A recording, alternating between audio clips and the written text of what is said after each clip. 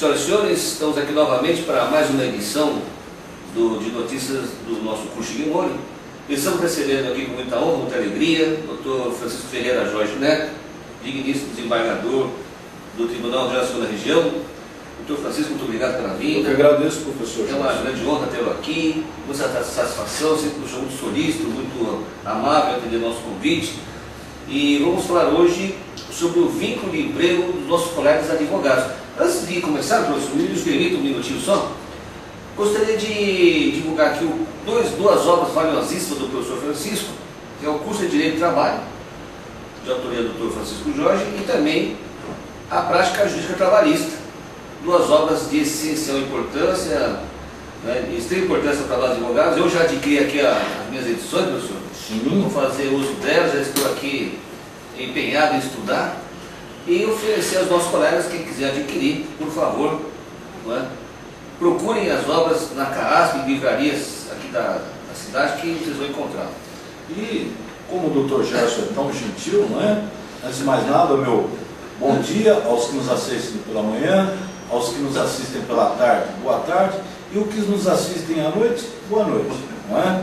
E os que têm algum tipo de insônia, que nos assistem de madrugada, boa madrugada. Não é?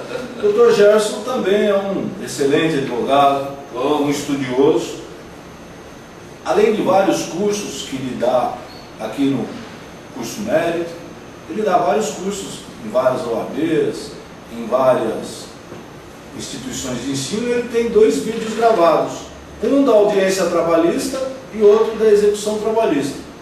A minha esposa, que é advogada, assistiu os 2 e os aprovou. Opa, obrigado. Eu também tive a honra de assistir o da audiência trabalhista e pude ver que o Dr. Gerson foi muito feliz quando ele plasmou em 2 horas uma fase do processo trabalhista que é tão importante, que é a audiência.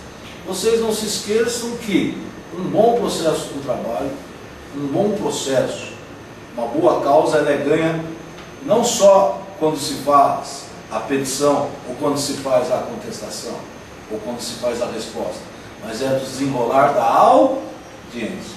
E para tanto, a gente precisa conhecer todos os percalços, todas as peculiaridades que possam ocorrer na audiência, desde o comparecimento das partes até o momento derradeiro e das razões finais, para que depois não sejam pegos com uma sentença que lhes seja prejudicial. A gente deve perder o processo, não é pela nossa inércia. A gente pode sim perder o processo por uma questão de convicção do juiz, isso faz parte da vida, mas nunca por um descuido ou por uma falta de atenção nossa. Eu digo, do advogado. É muito importante que se conheça todas as peculiaridades do processo, e a audiência trabalhista é vital. Então eu recomendo não só esse, como a execução trabalhista. Obrigado, professor. Muito obrigado mesmo. Olha, eu esperava essa recomendação do senhor. Professor, na atualidade nós temos visto aí que muitos advogados trabalham em escritórios de advocacia, trabalham em empresas, trabalham com colegas, né? E no fim querem pedir vínculo empregatício. Eu vejo que está crescendo o número de processos na justiça do trabalho de advogados reivindicando vínculo, consequentemente verbas trabalhistas. Então eu queria saber do senhor como é que o senhor vê essa situação e de início aqui uma indagação, né? Como que o senhor vê a subordinação, antes de falarmos do propriamente dito, mas como que o senhor vê a subordinação como requisito da relação de emprego? Professor Gerson, antes de mais nada, um dado importante. Nós estamos num mundo extremamente dinâmico. E o que outrora eram pontos de profissionais liberais como a medicina e a advocacia, hoje nós vemos que o advogado se apresenta mais como um empregado do que um profissional liberal, como um médico que se apresenta mais como um empregado do que um profissional liberal. Está claro?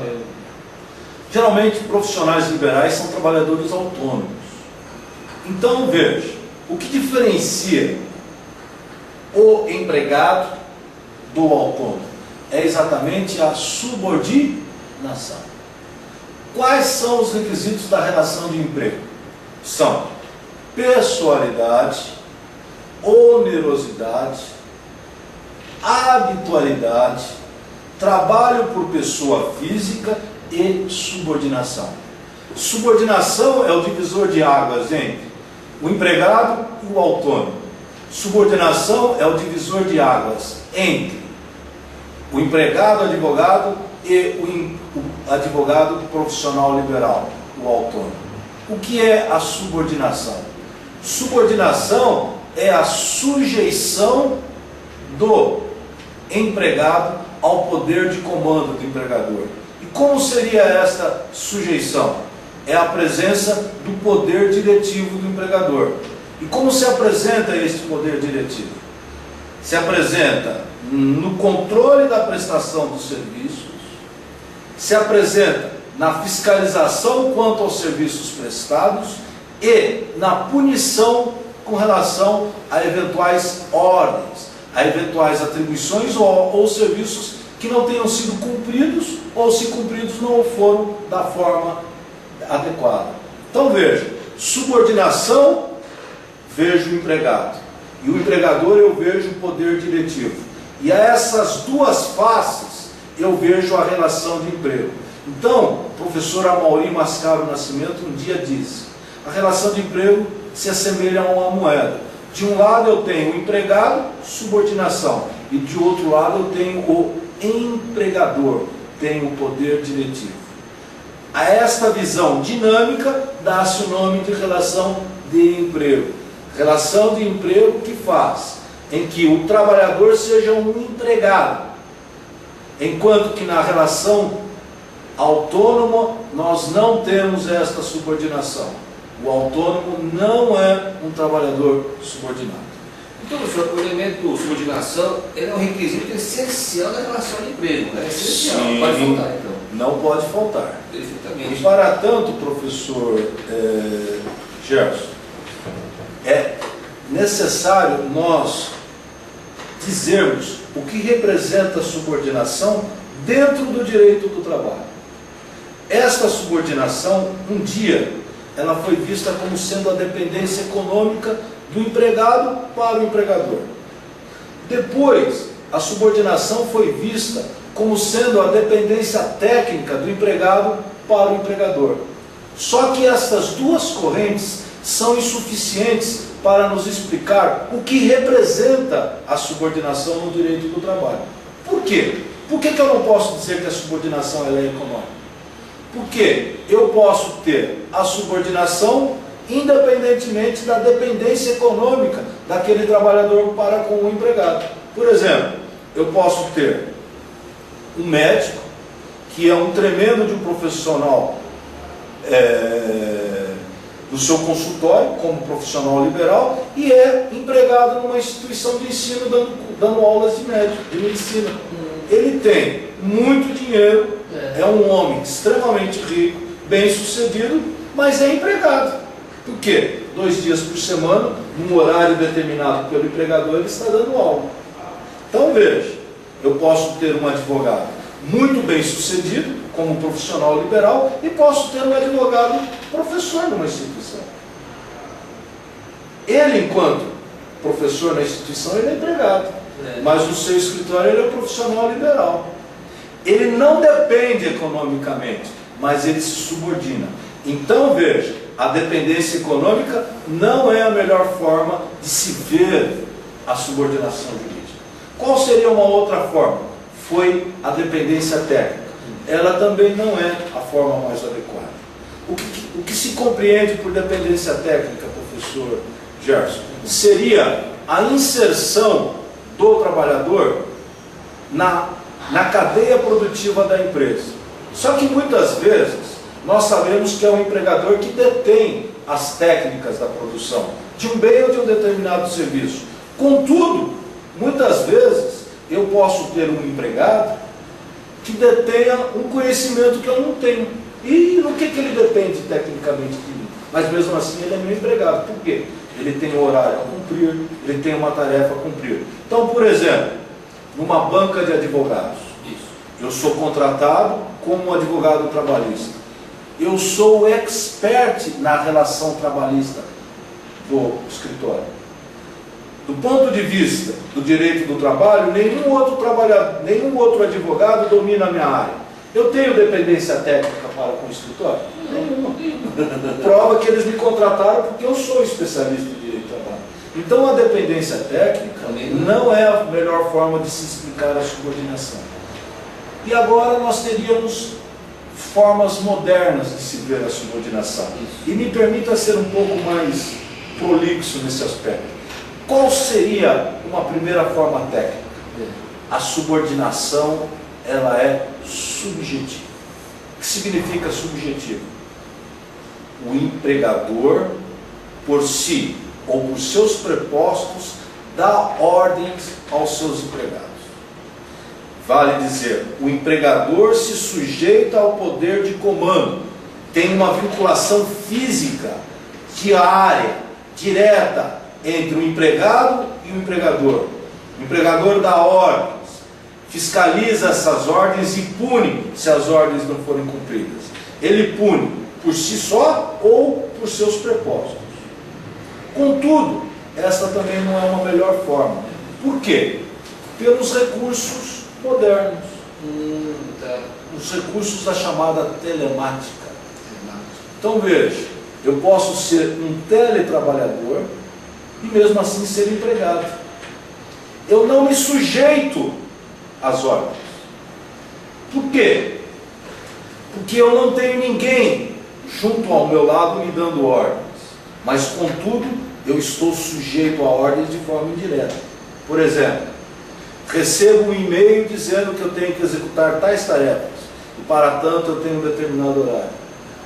Ou tenho uma determinada carga horária de trabalho controlada via sistemas de controle dos recursos telemáticos.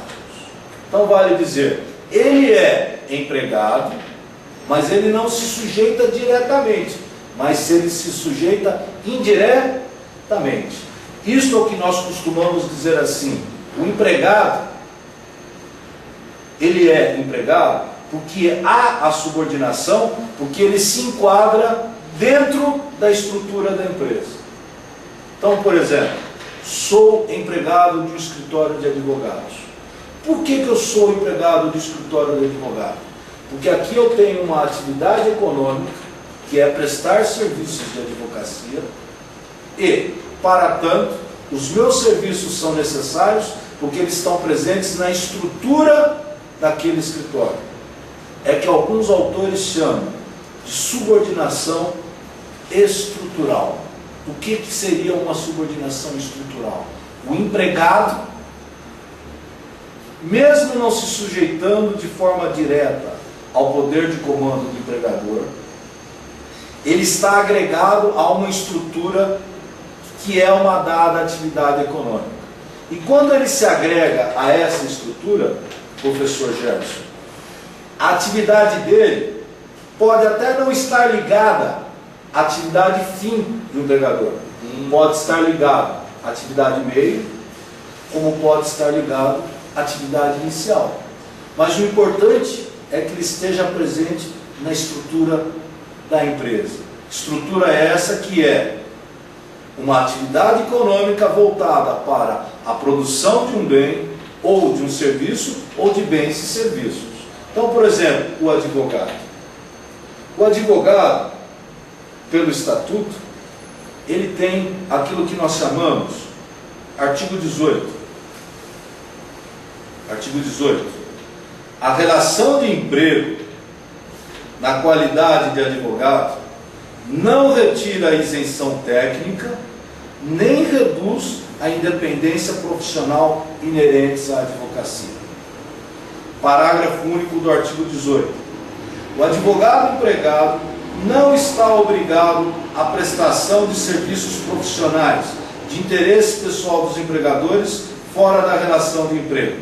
Por outro lado, professor Gerson, o artigo 4º do Estatuto, o artigo 4º do Código de Ética da Advocacia também é claro nesse sentido.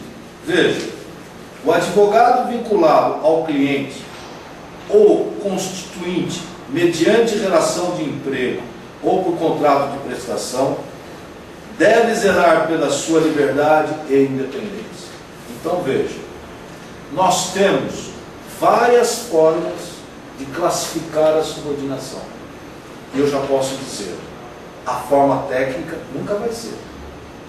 Então veja, eu não posso dizer se o advogado é ou não empregado, porque ele está dependente tecnicamente do empregador. Porque ele tecnicamente já detém o seu conhecimento. Está claro? Então veja, numa relação de fato, para saber se ele é empregado ou não, na qualidade de um trabalhador advogado, eu não posso inferir a questão técnica. A questão técnica não é a mais adequada. Por que não é a mais adequada?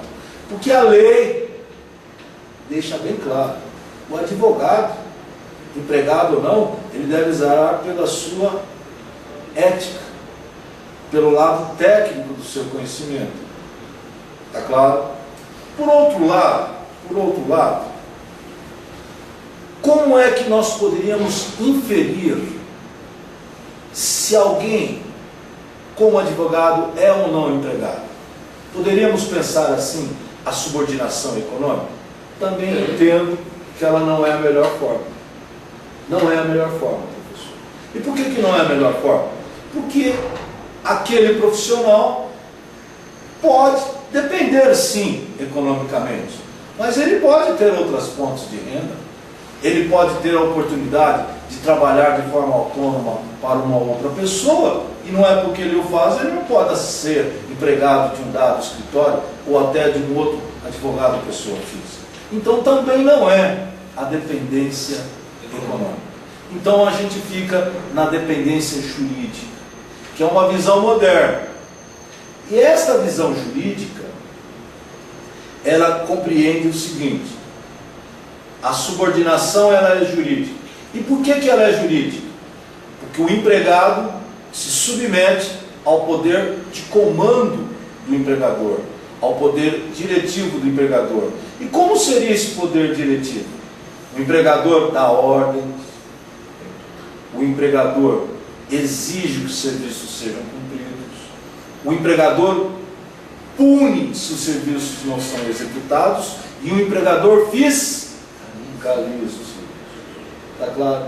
Então veja, esta noção é uma noção que costuma se dizer assim: precisa ficar provada a subordinação a subordinação jurídica subjetiva.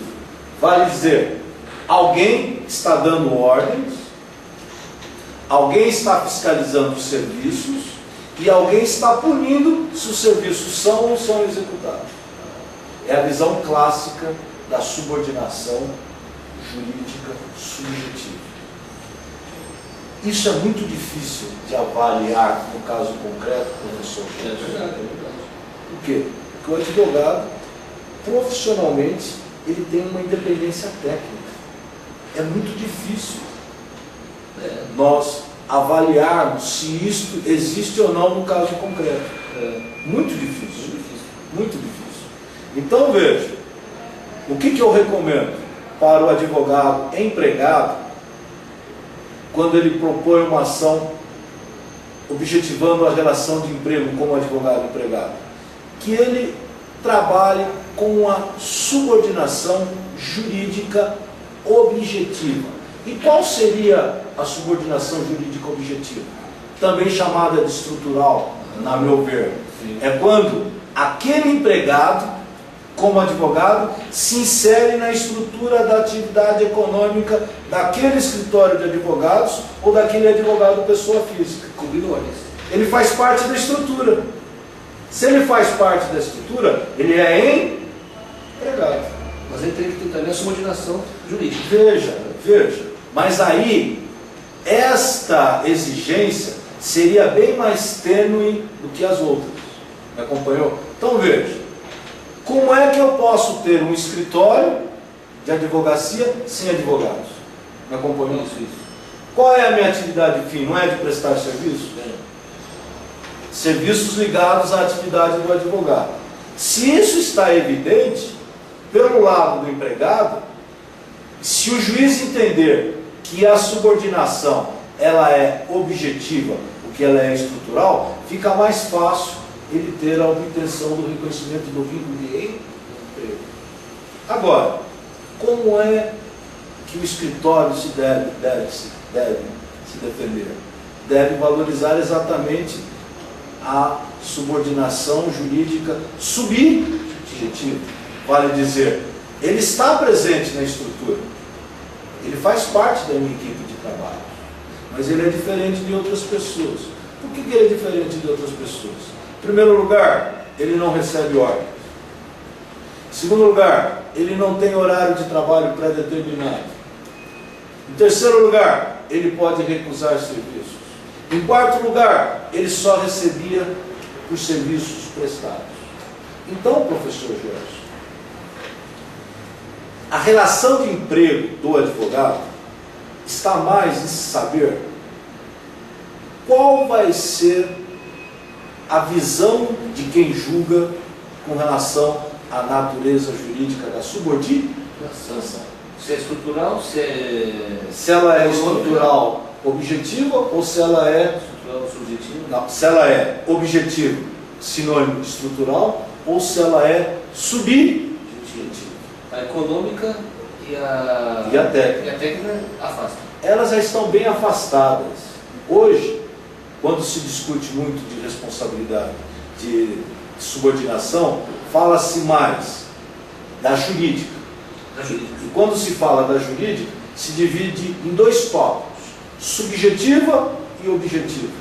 Subjetiva seria: ele é empregado se ficar presente o poder diretivo, dar ordens, exigir que os serviços sejam cumpridos ou punir se os serviços não são executados. Isso é objetivo. Essa é a subjetiva. E qual seria o objetivo? A pessoa é empregado porque ele faz parte de uma estrutura que é uma atividade econômica que leva à produção ou à circulação de bens. Está claro? Então veja, quando se discute uma relação de emprego, dependendo de quem esteja no polo da relação, se eu for empregado, eu vou dizer assim: eu sou empregado porque eu faço parte da estrutura empresa que é um escritório de advocacia. Agora, a defesa vai dizer assim: ele pode até fazer parte da estrutura, mas ele não é empregado. Por quê? Não havia a presença do poder diretivo do dono da empresa ou de algum preposto nomeado pelo dono da empresa. Ele não tinha, por exemplo, horário de trabalho, poderia recusar serviços, a forma da remuneração, variável, etc. Então, professor Gerson, vai dizer se é empregado ou não o viés de qual é a natureza jurídica da subordinação. Então, resumindo, natureza jurídica da subordinação hoje, nós temos duas grandes correntes: a subjetiva e a objetiva. A subjetiva seria a sujeição do empregado ao poder de comando do empregador. E a objetiva seria a inserção do trabalhador na estrutura econômica daquele escritório. Agora, a doutrina não elege nenhuma nem outra. A doutrina só indica os caminhos. Acompanhados. Eu particularmente entendo que o fato de alguém fazer parte da estrutura de qualquer atividade econômica não faz aquela pessoa empregada ou não.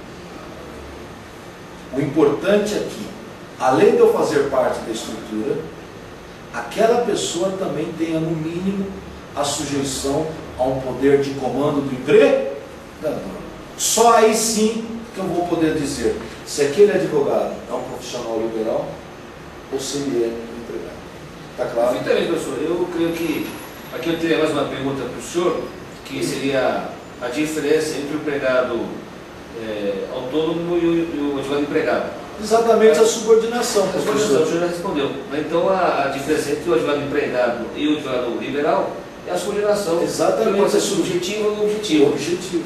Um dos dois ou os dois. Exatamente. O senhor entende que seriam os dois elementos, objetivo e subjetivo? Eu posso dizer assim, eu trabalho com elementos de uma e da outra. Eu não digo que é uma em detrimento da outra. Eu posso dizer que é uma e a outra simultaneamente. Eu pego partes de uma e pego partes de outra. Pode você isso, então? Posso. Eu acho que é a melhor forma. Por quê? Porque a doutrina nos dá caminhos. E face ao caso concreto, eu posso valorizar mais uma em detrimento da outra. Mas eu não posso simplesmente excluir uma em relação à outra. Eu posso dizer que as duas possam ter uma coexistência. Então, por exemplo, eu posso dizer assim: o advogado, que é um correspondente lá no estado do Rio, ele está ligado pelos recursos da telemática com o escritório aqui em São Paulo. Mas por que ele não é empregado? Porque, em primeiro lugar, ele pode recusar serviços. Não faz parte da estrutura. Segundo lugar, ele recebe de acordo com os honorários que são previamente estipulados entre ele e o dono do escritório. Que empregado é esse? Está claro? Como eu também posso comparecer 3 vezes por semana no seu escritório, pegar as peças que eu queira fazer, redigir as peças e entregar no escritório. Agora, também não sou obrigado a ir toda semana. Estão me acompanhando? Que empregado eu sou? Eu sou um trabalhador autônomo. Com certeza, com certeza. Certo? Então veja, se é ou não aquela pessoa advogado empregado, está exatamente na subordinação. Então veja, vocês façam contratos de prestação de serviço claros e objetivos e trabalhem para que não haja nenhuma forma no papel de se levar à concretização da subordinação. E, em segundo lugar, se não houver este contrato por escrito, e houver, obviamente, um contrato verbal, que não deixe evidente esta subordinação.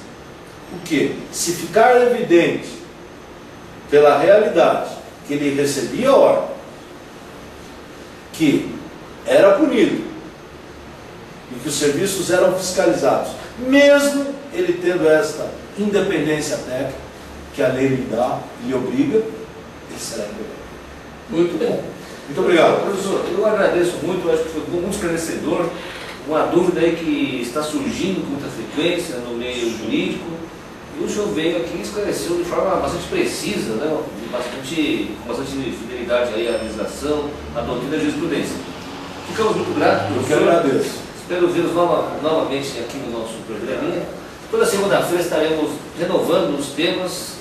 Peço aos senhores que estão nos acompanhando que enviem sugestões de novos temas, indagações, iremos apreciar e iremos atender com certeza. Professor Jorge, muito obrigado. Eu que agradeço.